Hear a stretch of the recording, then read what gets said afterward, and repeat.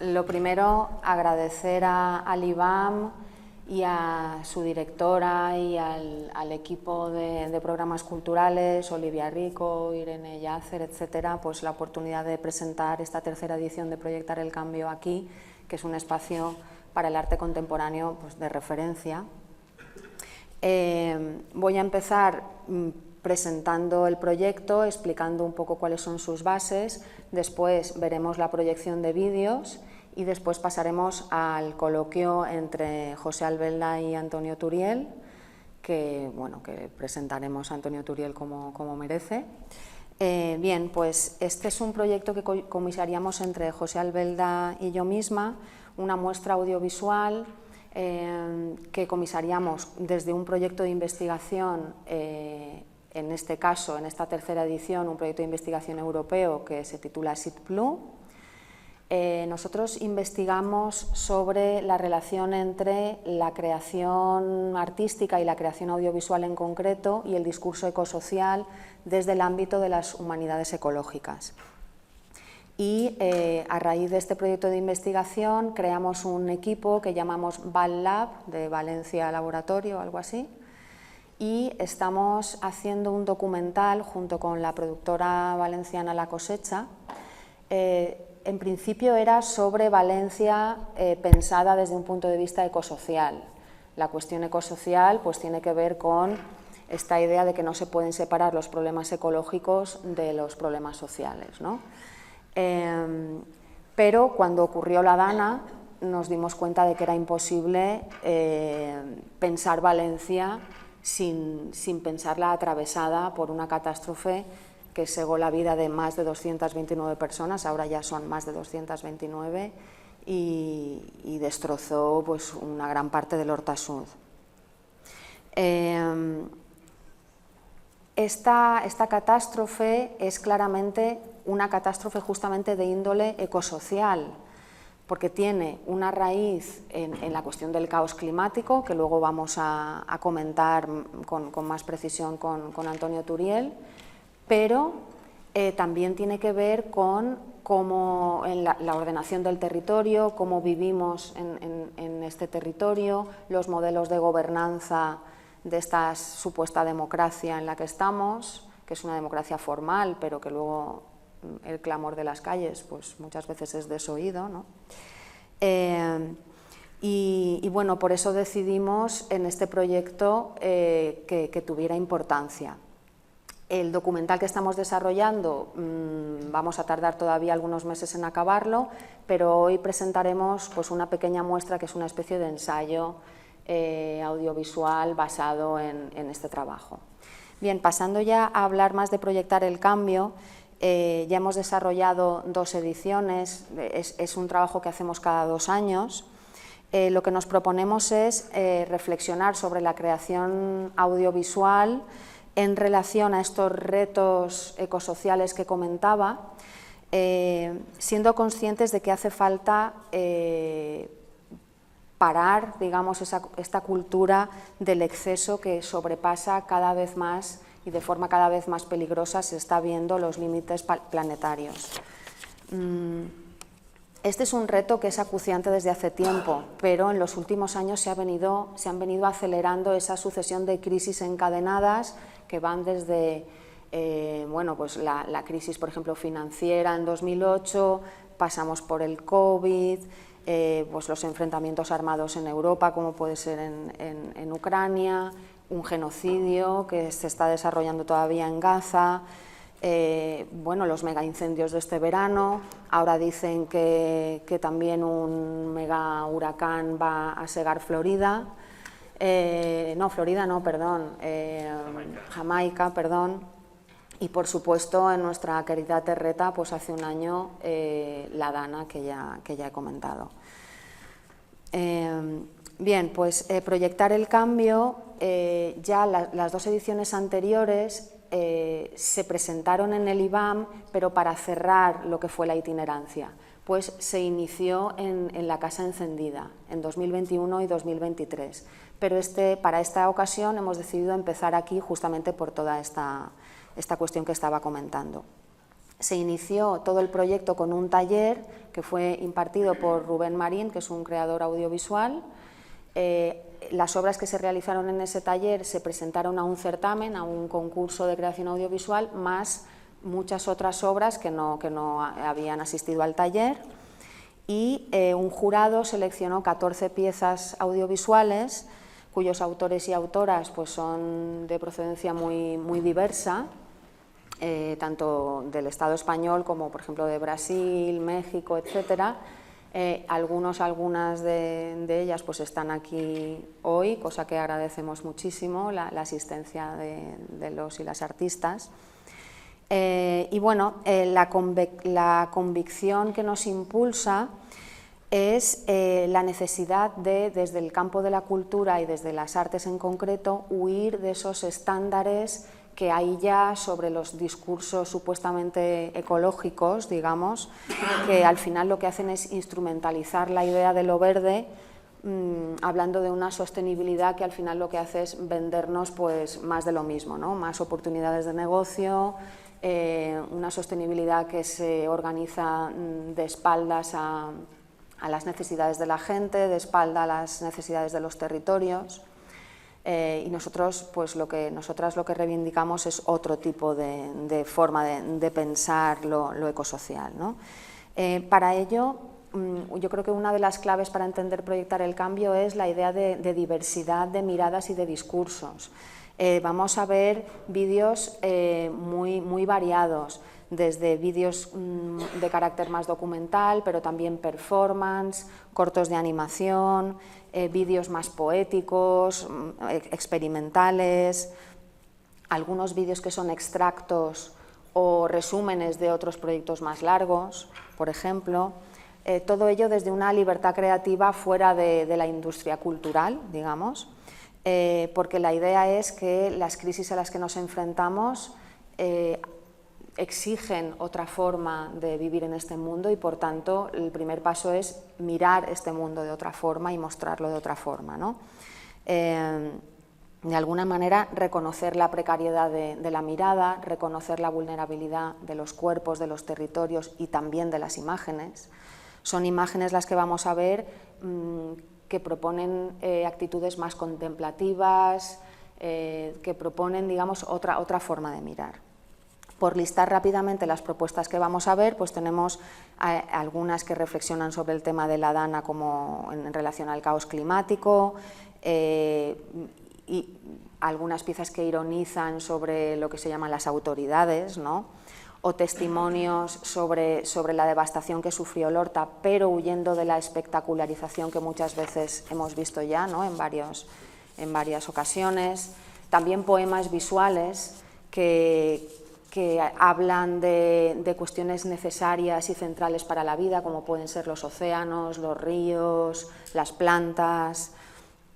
Reflexiones sobre cuestiones sociales donde lo ecológico es esencial, como puede ser el turismo, por ejemplo, o la migración, performance que muestran la vulnerabilidad del cuerpo en condiciones extremas, piezas de animación también, bueno, también incluso algunas ficciones, por ejemplo, una que fabula una Valencia en el futuro donde no hemos sido capaces de parar las inercias actuales y bueno, cómo sería esa Valencia en el futuro, ¿no? Y también, por ejemplo, conversaciones con jóvenes o entre jóvenes que se plantean justamente cómo vivir, qué hacer a raíz de todas estas problemáticas y apuestan por poner la vida en el centro y poner lo común, apostar por lo común. Es una muestra que será itinerante, que se mostrará también, por ejemplo, en México, en Tenerife, en Reino Unido, en distintos sitios. Tenemos una web que pueden consultar. Y bueno, para acabar ya, anunciar que el lunes próximo, el 3 de noviembre, dedicaremos en el Salón de Actos de la UPV de Rectorado un espacio para la proyección de un corto de ficción que se llama Calorcito Vital. Hemos invitado a su cineasta, Javier Sánchez Blanco, y es un corto también de interés, digamos, ecosocial, y podremos hablar con este cineasta y es, digamos, una actividad paralela a esta que hacemos hoy. Y sin más, pues vamos a pasar a la proyección y muchísimas gracias por la asistencia. Bueno, pues nada, vamos a terminar con Antonio Turiel. Primero, agradecer que habéis venido todos, ¿no? Que es más que ningún año de las 3 ediciones que hemos tenido, y eso es un buen síntoma, ¿no? Es un síntoma de interés. Y nada, para terminar tenemos una conversación con Antonio, poco tiempo, menos del que nos gustaría, ¿verdad? Entonces, Antonio Turiel lo conocéis ya, con lo cual la presentación va a ser breve para darle más tiempo a sus siempre sabias palabras, ¿eh? Antonio es compañero ecologista, es investigador del CSIC, es una de las voces de referencia dentro de lo que sería la pedagogía y la divulgación sobre cambio climático, crisis ecosocial y pico del petróleo, lo que serían los límites y las fronteras de la energía. Es autor del conocido blog The Crash Oil, que ha tenido más de 1 millón de visitas. 17 millones. Ah, pues yo iba un poco atrasado. Fijaos lo rápido que va la vida. 17 millones, qué maravilla. Y además lo llaman del Senado, ¿no? Y de muchos lugares. La reina lo cita, ¿verdad? Es todo una referencia en el mundo mundial. Bien, y entonces lo tenemos acá, hace poco en la Rambleta, con Juan Bordera, con Yayo Herrero, y la verdad es que es un placer tenerte y es una alegría de que estés con nosotros esta tarde. Antonio me decía que como teníamos poco tiempo, yo había preparado como 10 preguntas, todas muy interesantes, pero dice, no, resume, que igual no tenemos tanto tiempo, así es que voy a lanzar 2 que yo creo que son esenciales y que engloban la totalidad, ¿verdad? Y luego, si queda tiempo, podemos ir escarbando, ¿no? La primera sería, ¿puedes resumir el escenario climático al que nos enfrentamos? ¿Cómo podemos adaptarnos como sociedades plurales, diversas, a las nuevas condiciones del cambio climático en nuestro entorno mediterráneo? Esa sería una, posdana, ¿verdad? Y otra, unida a esa, ¿cómo piensas tú? Nosotros provenimos mucho de la universidad, de colectivos, de sociales, etcétera. ¿Cómo piensas tú que podríamos educar para los tiempos de descenso sociometabólico, ¿verdad? A corto plazo, en una sociedad que todavía está marcada por el crecimiento, entendido como progreso, y cómo organizarnos a nivel popular, ¿no? Después de que hemos visto que las instituciones no nos salvan, ¿verdad? ¿Cómo podríamos autoorganizarnos para poder afrontar este tiempo? Pues esa es las preguntas. Gracias. Antes de hacer la segunda pregunta, empezaré por decir que yo soy físico de formación, ¿no? Entonces, las preguntas sociales, lógicamente, para mí son difíciles. Yo puedo dar algunas opiniones, pero posiblemente no más autorizadas que las otras. Entonces, empiezo por lo primero. En cuanto a la situación del cambio climático, me imagino que la mayoría de las personas que están en esta sala ya sabéis que estamos en una situación de aceleración del cambio climático, de medir cuánta radiación está absorbiendo la Tierra y cuánta remite al espacio, y en los últimos 10 años hemos observado un incremento enorme. Básicamente, la cantidad de energía que ahora está reteniendo la Tierra es 4 veces mayor que la que retenía a principios del siglo, y eso se está manifestando claramente con un aumento más rápido de la temperatura tanto del aire como del mar, y esto está llevando a situaciones como las que estamos viendo un poco en los últimos años, ¿no? Antes Lorena comentaba, por ejemplo, del huracán Melissa, que se ha intensificado, un huracán de categoría 4 en muy poco tiempo, en un par de días, categoría 5, perdón. Y este huracán está presentando toda una serie de características completamente inusuales, en particular pues que tiene un ojo del huracán muy frío, muy intenso, como no se había visto nunca en este planeta, pero además los huracanes, por la fuerza que tienen y porque extraen energía del mar, tienen la capacidad de dejar una estela de agua fría cuando van pasando, básicamente porque extraen el agua del fondo del mar. Este huracán no lo está pudiendo hacer porque la cantidad de energía acumulada en la capa superficial es tan elevada que este huracán, a pesar de ser de categoría 5, pasa sin dejar rastro. Esto ya lo vimos el año pasado con un par de huracanes, y este año pues está pasando de nuevo, simplemente porque el mar está en temperaturas récords, y ya pues si nos dejamos del Caribe y venimos aquí, pues podemos ver que en este momento en esta zona del Mediterráneo tenemos anomalías positivas de 3 grados respecto a los años 80, y no es la referencia preindustrial, ¿no? Yo una cosa que estuve comentando todo este año pasado, después de la Dana, es que la temperatura en aquel momento en el Mediterráneo era 2 grados superior a la media de los años 80, y eso básicamente hacía que el 15 de noviembre teníamos la misma temperatura que se tenía en verano en los años 80, con lo cual uno entiende perfectamente cuando viene una tormenta estructurada puede tomar muchísima fuerza si es capaz de intensificarse por la acción de la temperatura del mar, ¿no? Este año estamos en 3 grados. Entonces, ahora mismo es una seguridad matemática, yo siento decirlo así, es una seguridad matemática que cuando venga una tempesta, una tormenta estructurada, va a ser resultados catastróficos. Sabéis que entra un frente atlántico por el lado oeste de la península, no es previsible que cause destrozos importantes, pero sí que va a causar un nivel de precipitación completamente anómalo, de nuevo pues por lo mismo, ¿no? Y ahora mismo, bueno, pues el devenir que nos espera por el lado occidental de la península es que lleguen huracanes y por aquí pues que tengamos danas que se formen de vez en cuando se separe masas de aire frío del polo norte y vengan a estas latitudes, o que una tempestad, la típica tempestad de levante, se convierta en un pequeño huracán. Y esto ahora mismo es una seguridad, Eso no quiere decir que tengan que venir necesariamente aquí, ¿no? Con un poco de suerte se van a Francia, que allí bueno, tampoco pasa nada. Bueno, es un poco morboso, ¿no? Y también un poco cutre, que al final lo que deseas es que le venga otro, ¿no? Pero bueno, aparte de, yo trabajo en el Instituto de Ciencias del Mar, una de nuestras grandes preocupaciones es la enorme mortandad que se está produciendo en el mar como consecuencia de las repetidas y persistentes olas de calor. Y el mar, bueno, pues es uno de los grandes focos de biodiversidad del mundo y además pues es un pulmón del planeta, bueno, tiene muchísimas funciones, ¿no? Siempre está visto un poco utilitarista de la naturaleza, pero lo cierto es que necesitamos el mar, ¿no? Entonces el planeta nos ayudará si dejamos de empujar la dirección incorrecta. Entonces, unos mensajes que yo creo que siempre es importante repetir. No es verdad que no haya tiempo de hacer nada, pero sí que es verdad que no hay tiempo de perder el tiempo. Entonces, lo que no podemos hacer es vivir en este negacionismo continuo instalado, que es un negacionismo o bien verbal o bien por la vía de la práctica, es decir, no adaptándonos a la situación. Y ahora enlazo un poco con la segunda cuestión, ¿no? ¿Está Valencia preparada para otra dana como la del año pasado? O sea, seamos honestos, ¿está preparada? ¿Qué pasaría si una tempestad que llegó a descargar hasta 700 litros por metro cuadrado en unas pocas horas, en vez de haberse ido un poquito más al oeste, se hubiera ido un poquito más al este y toda la vertiente hubiera sido la que lleva a la ciudad de Valencia? Porque aquí, bueno, se dicen muchísimas tonterías sobre las canalizaciones, las presas, no sé qué, no tiene nada que ver.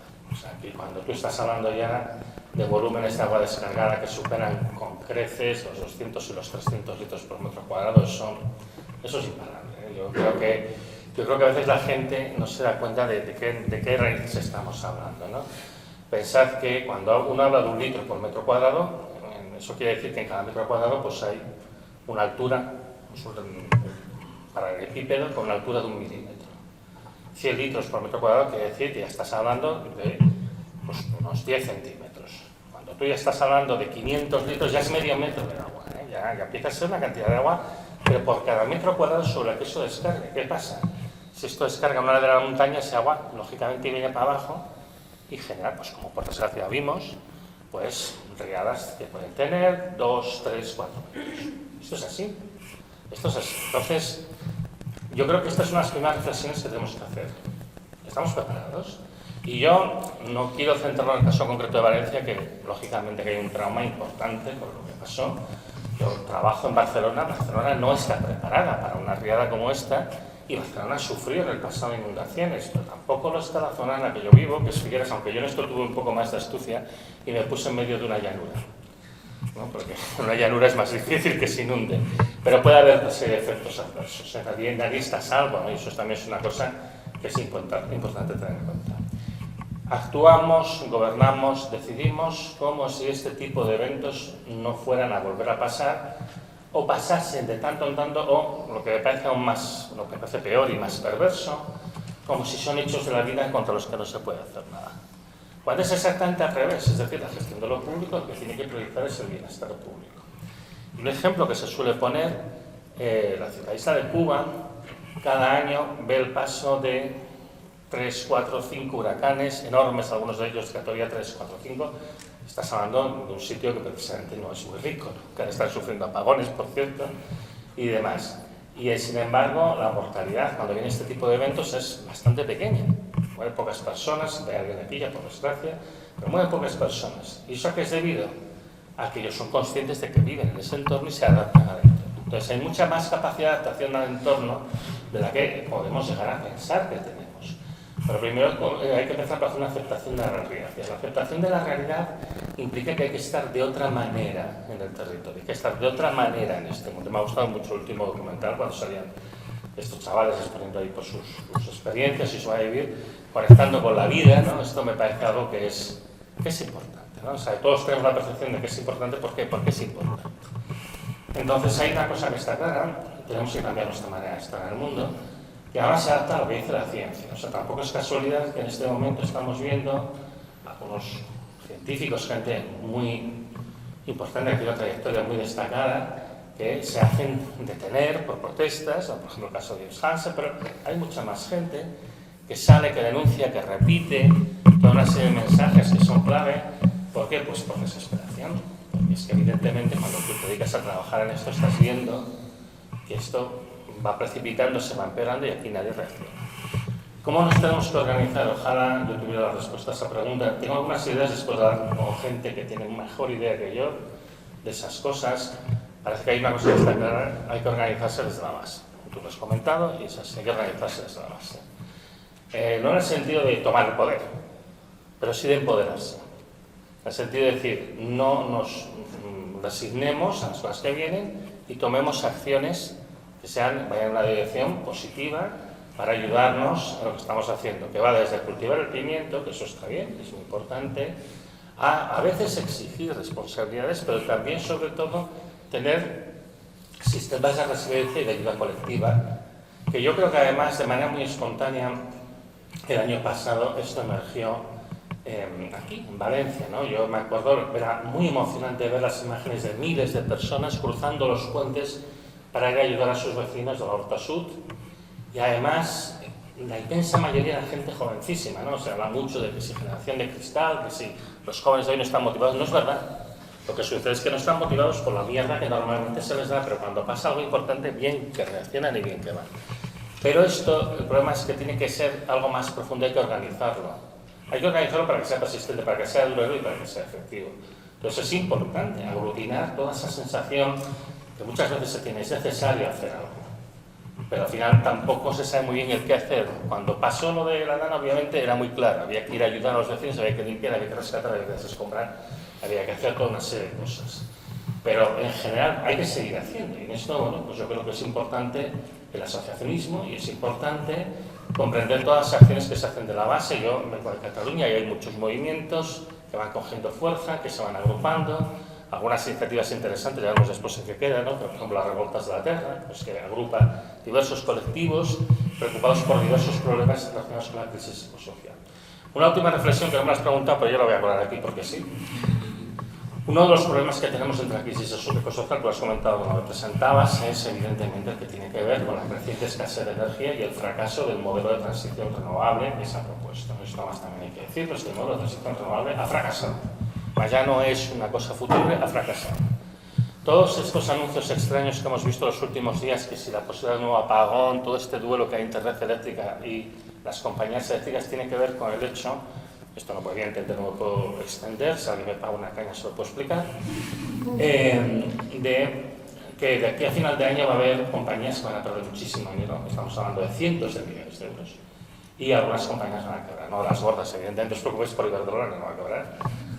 Si tenéis alguna preocupación al respecto, pero evidentemente este modelo es un modelo fallido, es un modelo que se sabe técnicamente, nosotros estamos hablando de esto, yo me acuerdo de escrito un post en el año 20 o 21, que ya mostraba un poco todas las sistematicidades, todos los problemas por los cuales este modelo no podía funcionar, no ha funcionado.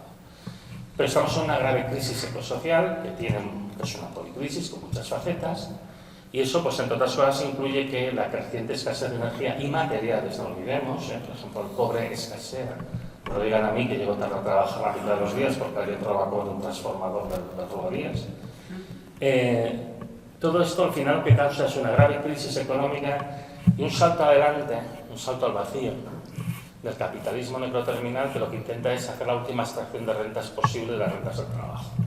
Y particularmente se está haciendo con la gente joven, que me alegro de ver tanta gente joven aquí, me imagino que muchos han participado en estos cortos que hemos visto y por eso estáis aquí, pero bueno, igualmente.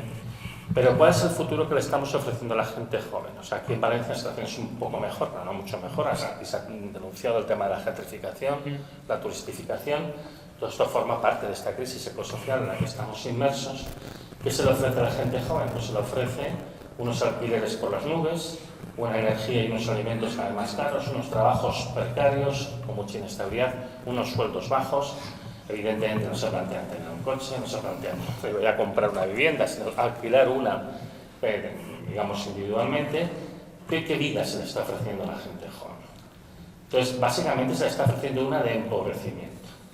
Porque cuando ya no hay más oportunidades de crecer en un planeta finito, y ese es el problema que tenemos, que estamos chocando contra los límites planetarios, tanto en lo ambiental, de los residuos que generamos, como en los alimentos de los que se nutre este sistema, todos los recursos que necesita para seguir creciendo, bueno, pues lo que al final está consumiendo son personas.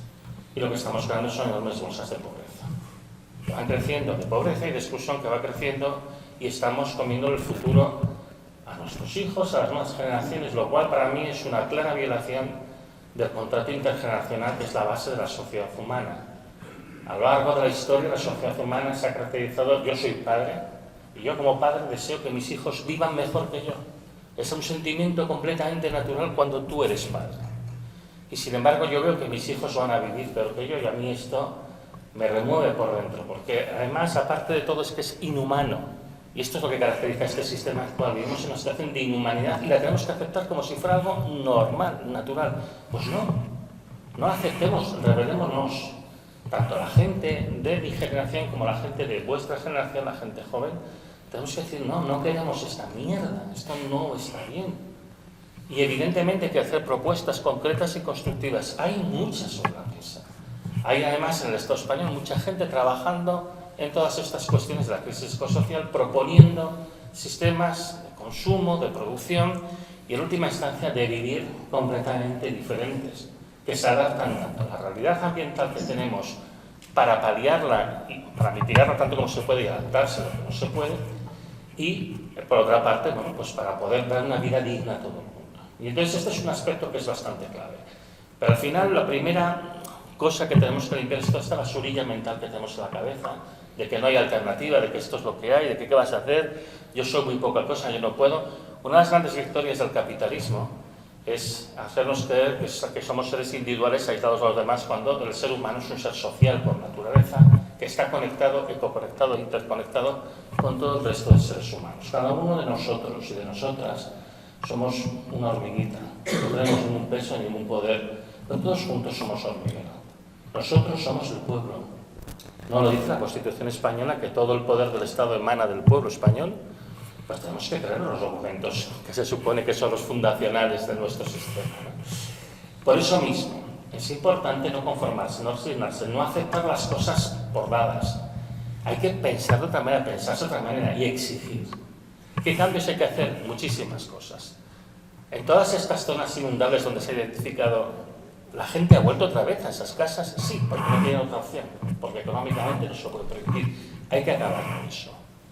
Hay una ley muy clara en España que dice no se puede edificar en zonas inundables, y no se cumple. No se cumple porque no ha interesado al poder económico.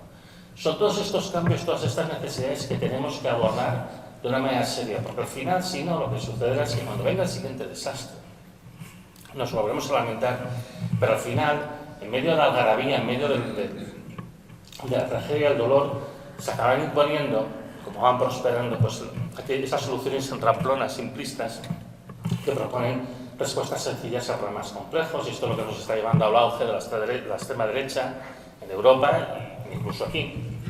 Nosotros necesitamos una manera diferente de pensar el mundo, y hay que hacerlo ya, porque si no, como yo siempre digo, que en medio del griterío nadie escucha. No podemos esperar a que pasen las cosas para reaccionar, hay que reaccionar desde ya, y hay que demostrar, por medio de los hechos, que las cosas se pueden hacer de otra manera diferente, que se pueden hacer de otra manera diferente. Esto es cierto, y lo que tenemos que hacer es adaptarnos. Y ahora sí que no sé cuánto tiempo nos queda, porque esto es en plan... Nos queda un poquito, nos queda. Bueno, pues venga, vamos allá. Vamos a insistir un poquito más en algunas preguntas.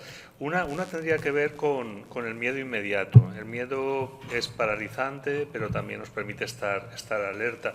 Hay gente que tiene miedo porque es otoño otra vez. Quiero decir, ha pasado un año desde la Dana, estamos celebrando estos días el primer aniversario. Y quería preguntarte, como experto en temas también de clima, si se han creado estadísticas de periodicidad, ¿no? de cómo puede aumentar los fenómenos catastróficos extremos.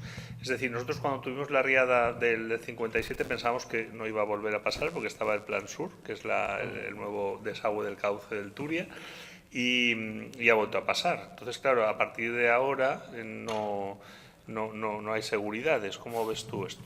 Bueno, esto es conocido, hay, digamos, en los informes de atribución al cambio climático, pues se investiga ese tipo de cosas, ¿no? La probabilidad de ocurrencia, la frecuencia de recurrencia y la intensidad, ¿no? La importancia del evento en sí, ¿no?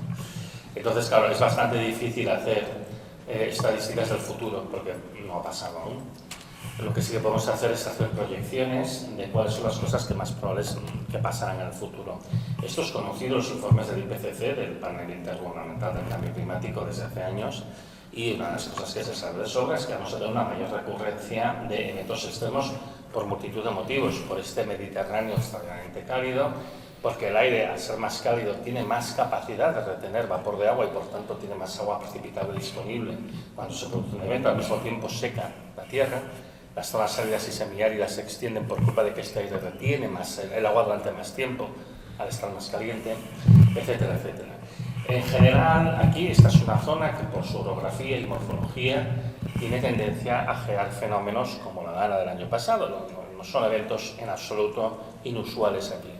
Sus tiempos de recurrencia pues, se estaban moviendo entre los 30 y 50 años, con algunos eventos pues, destacados, como uno se acuerda de cuando la presa de Tous y todas estas cosas, ¿no? Y algunas riadas importantes como aquí la ciudad de Valencia y demás. Ahora mismo se está hablando de que las frecuencias se están acortando. ¿Cuánto exactamente? Pues no tenemos muchos registros para estimarlo, pero bueno, podríamos estar hablando que las recurrencias se reduzcan a 10 años, cosas de ese estilo, claro. Entonces, pero el problema es que la probabilidad de que se produzca un evento en promedio de 10 años no quiere decir que no se pueda producir mañana, porque es un problema de probabilidades. En cuanto a las intensidades, en eso hay más certidumbre, simplemente por la cantidad de agua precipitable, por el aumento de la temperatura, etcétera, etcétera. Sabemos que los eventos van a ser cada vez más fuertes, siguiendo una progresión bastante lineal con el aumento de la temperatura. Entonces, ya los incrementos de temperatura que estamos manejando ahora, ya sabes que con respecto a los eventos históricos vas a tener intensificaciones del 20 al 40% mayores, pero eso de nuevo es en promedio. La Dana que cayó el año pasado, por desgracia, era bastante más grande que esto. Entonces, este tipo de cosas evidentemente se estudian y se analizan, pero yo creo que al final lo más importante que crearse demasiado en eso, la clave está en la prevención. Porque una parte importante del desastre es la gestión del territorio. Vuelvo a repetir el ejemplo de Cuba, ¿no? Entonces, hay que estar en el territorio de una manera diferente, sabiendo que a partir de ahora este tipo de eventos nos van a visitar con mayor frecuencia y lo van a hacer con mayor intensidad. Y bueno, pues obviamente pues no queremos perder vidas humanas, porque cualquier vida humana pues es irrecuperable. Muy bien, muchas gracias. Otra más y damos paso al público si nos dejan un poquito más, ¿vale?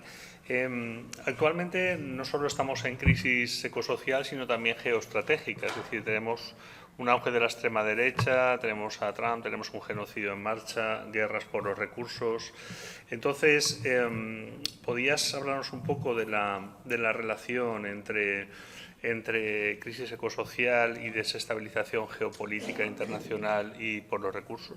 Hay una clara componente de lucha por los recursos, siempre la ha habido, en todos los procesos, en todos los conflictos de carácter más o menos colonial, hay una componente fuerte siempre de acceso a los recursos. Esto se hace de varias maneras, a veces tomando recursos directamente, a veces destruyendo al competidor para que no pueda acceder al recurso, incluso el propio país productor para que no se desarrolle y no pueda consumir su recurso y te lo venda, ¿no? Entonces, de hecho, en el momento actual, por ejemplo, la ventaja con Donald Trump en la presidencia de los Estados Unidos es una persona tan directa y tan ramplona que es bastante fácil adivinar lo que pretende, porque lo dice abiertamente, sin muchas manías, ¿no? Entonces, en el caso de los Estados Unidos, lógicamente, yo lo que están planteando es una reindustrialización, porque han visto que han perdido fuerza industrial durante estos años y ellos quieren ser capaces de generar todo lo que ellos necesiten, particularmente el terreno militar, en su propia casa. Y para favorecer la reimplantación de toda esta industria, de todos los ámbitos, pero particularmente el militar, nos quieren forzar a nosotros a comprarles armas a ellos, porque lo del tema del rearmamento es para comprar armas en Estados Unidos, para forzar la industria armamentística de los Estados Unidos. Porque aparte hay una componente fortísima de lucha por los recursos en muchos de los conflictos que han estado en marcha en los últimos años y particularmente ahora. Y en ese sentido, pues Trump también, sin muchas manías, le va a Ucrania y le dice: me vas a dar todos tus depósitos minerales de metales que para mí son estratégicos, como el manganeso y otros, ¿no? Uno de los grandes objetivos que tenía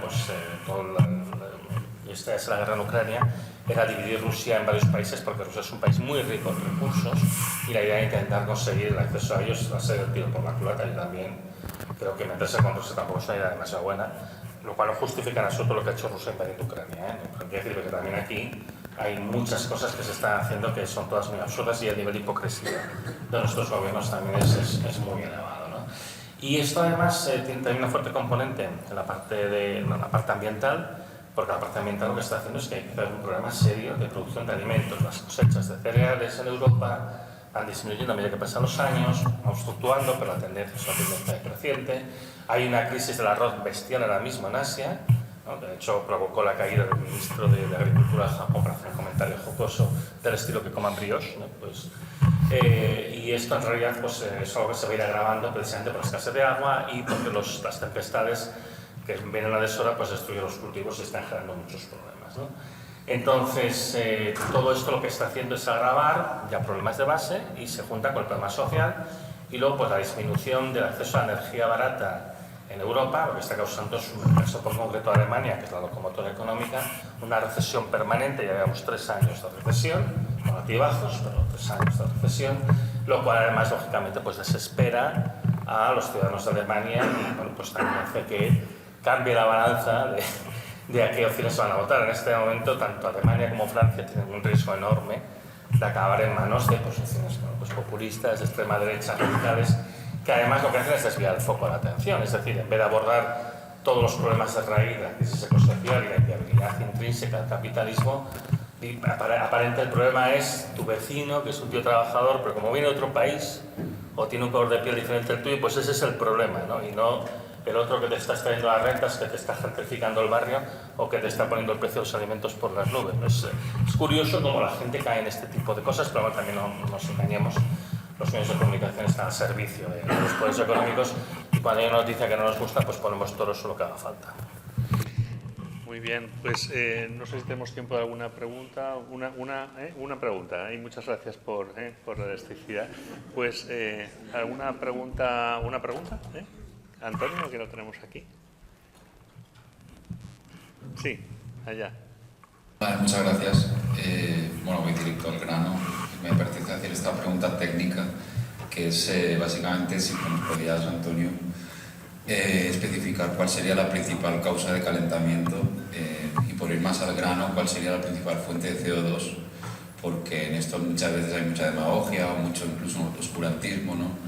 Lo último que escuché, que no sé si fue precisamente de alguna intervención en la que participaste, que en principio sería el transporte, pero mucha gente tiende a pensar que serían más bien las empresas, o no. Entonces, un poco, y si en base a eso podríamos poner foco con medidas, no sé de qué tipo, pero atacar directamente a eso. Hay un problema con la sectorización de las emisiones de CO2 y es que se ponen sectores que no son necesariamente disjuntos. Pero, por ejemplo, si tú hablas del sector del transporte, el transporte afecta a muchas industrias diferentes, porque al final hay transporte de materias primas, de productos, etcétera, etcétera. De todas maneras, haciendo una diferenciación más sencilla por sectores digamos, económicos, el sector que más emisiones de gases de efecto invernadero, que no solo son CO2, sino también es el metano, es la agricultura. Y esto es un tema que es muy bien conocido, ¿sabes? Entonces, en primer lugar, siempre aparece la agricultura, no lo puedes evitar. Tengamos en cuenta que el ser humano se ha apropiado el 50% de la superficie del planeta para fines agrícolas, ¿no? Y además se favorece un modelo de ganadería intensiva que requiere muchísima producción. Hay una cosa que yo os recomiendo que veáis en la presentación del informe de The Lancet sobre salud planetaria, que que además este informe lo coordinó entre otros Johan Rockström, precisamente del Instituto de Residencia de Estocolmo, de los límites planetarios, que ellos hablan de una dieta saludable para las personas y para el planeta, y entonces allí pues juntamente explican que los cambios en los hábitos alimentarios es lo que más impacto tiene de todo para hacernos entrar en los límites planetarios. También una cosa que hay que decir, que es importante, hablamos muchas veces de que hay un problema alimentario importante en el planeta, pero en este momento el 30% de los alimentos que se producen, aunque están en buen estado, se tiran a la basura porque tiene un sentido económico hacerlo. Entonces, bueno, simplemente por la gran cantidad de seres humanos que tenemos, este sector es el más impactante. Si vamos al sector más superfluo, o sea, el sector que menos aporta, aunque no es el que más aporta a nivel de emisiones de CO2, pero el que tiene un impacto desproporcionadamente alto para el tamaño que tiene y la importancia que tiene, es la aviación. Eso no hay ninguna duda. De hecho, la aviación comercial es un error aberrante en muchos sentidos.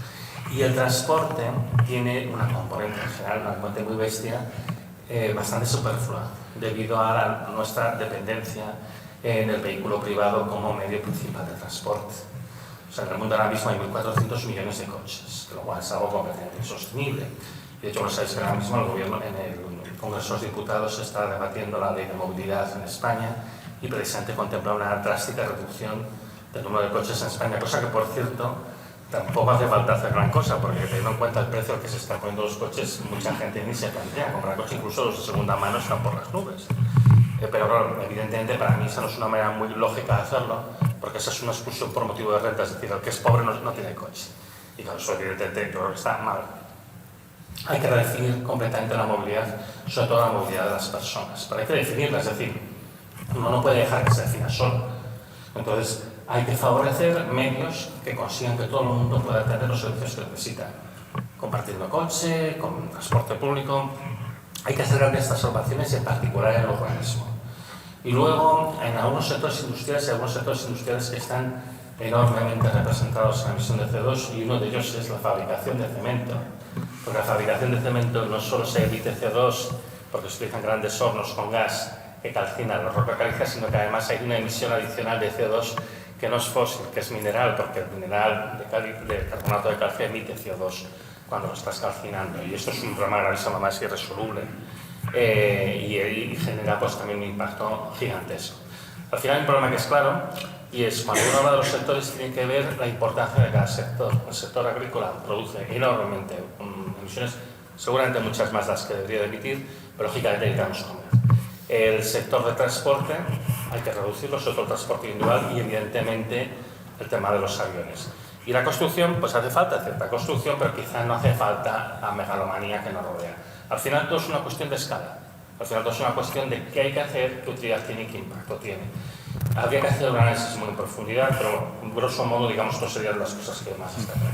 Bien, pues muchas gracias. Agradecer a Antonio el estar con nosotros, a Iván por la acogida y a todos vosotros por estar esta tarde aquí. Gracias.